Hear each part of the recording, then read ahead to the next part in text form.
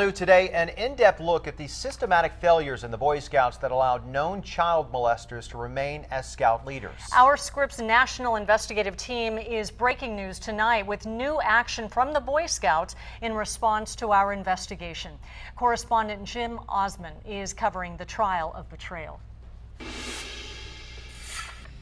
They are known molesters who kept moving from troop to troop. Somebody knew that. He had a file. Scout leaders allowed to commit unthinkable acts against children. They put scouts at risk of harm.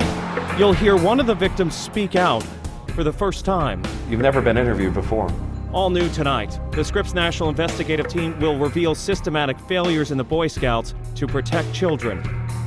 We reviewed 30,000 once confidential Boy Scout documents and found a revolving door of suspected pedophiles, a breakdown in background checks, and repeat offenders who kept right on being Boy Scout leaders. When you get a repeat case, it's just very hard to understand. Yeah, they failed people. We're back on the trail of betrayal. In Colorado, Floyd David Slusher took advantage of failures in the Boy Scout system that created a virtual revolving door for child molesters. It brings up some anger. It brings up frustration. That whole sense of, literally my heart will begin to race. Clay Evans is a 50-year-old man who can't bear to look at this convicted pedophile's picture because of what this man did to him and other Boy Scouts 35 years ago. Evans says Scout leaders didn't believe him when he told about the abuse. I was shocked. I thought it was just me they were ignoring, and it wasn't. The confidential files reveal Scout officials had reports that Slusher was a repeat sexual molester. How does he wind up as a Scoutmaster? The Boy Scouts created a file for Slusher in 1972 after he was caught molesting a scout at a Boy Scout of America camp in Germany and was thrown out of scouting. By the next year, he was back in charge of Scouts again, this time in Boulder, Colorado. And by 1976, he was running two different troops. A known abuser, once caught in the act, going through a virtual revolving door, continuing to prey on children. Finally nabbed in 1977, police at the time said there were too many victims to interview. It messed with everybody's head. It was hard to be at that age and to have that kind of invasion. 46. That's how many men we found in the confidential files like Slusher who went through those revolving doors, caught, removed, and allowed back in again. I have nothing to hide. Paul Ernst was the head of Boy Scout registration and kept the confidential files from 1971 until 1994. His name appears in the Boy Scout confidential files hundreds of times. Why wasn't more done? I don't know. I can't look behind me. I don't know what happened.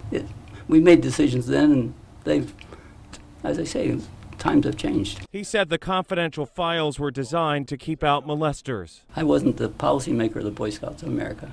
I was just the person handling them. The Boy Scouts had plenty of problems in screening Boy Scout leaders. The Scripps National Investigative Team uncovered 88 cases where Scout officials failed to conduct adequate background checks, allowing men with prior criminal convictions into the Scout ranks. We also found cases of more than 100 repeat offenders, Scout leaders who were reported to the Boy Scouts for molesting, simply allowed to remain in their volunteer positions.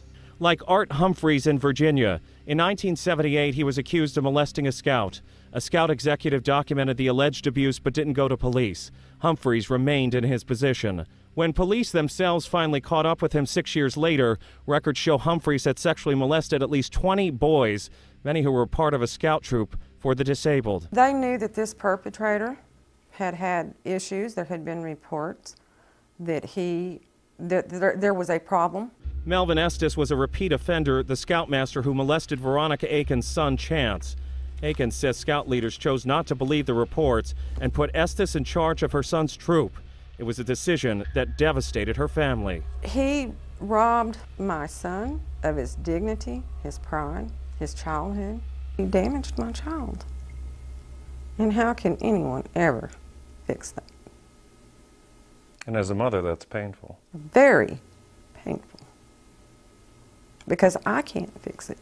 Recently, the Boy Scouts of America promised to turn over to police names in the confidential files of suspected pedophiles. But in an exclusive interview with the Scripps National Investigative Team, Boy Scouts of America President Wayne Perry went one step further. Are we going to protect people who made mistakes, willingly made mistakes? And the answer is no. In addition, Perry revealed for the first time they'll also turn over names from the files of Boy Scout officials who failed to contact authorities. I will talk to our youth protection director, who's a retired policeman, and ask him. I'll say, how do we go about doing this? We'll be happy to do that. Now, the obligation to report sexual abuse is dictated by state law. We found at least 28 states where the statute of limitations is still open for incidents dating back to 1971. Tomorrow, a call for action. It's time for Congress to investigate. I'm Scripps National Investigative Correspondent Jim Osman in Washington. The Trail of Betrayal is a Scripps national investigation online, on air, and in print. We continue our coverage on 10news.com. You'll find in-depth coverage that includes an extended interview with Boy Scout President Wayne Perry.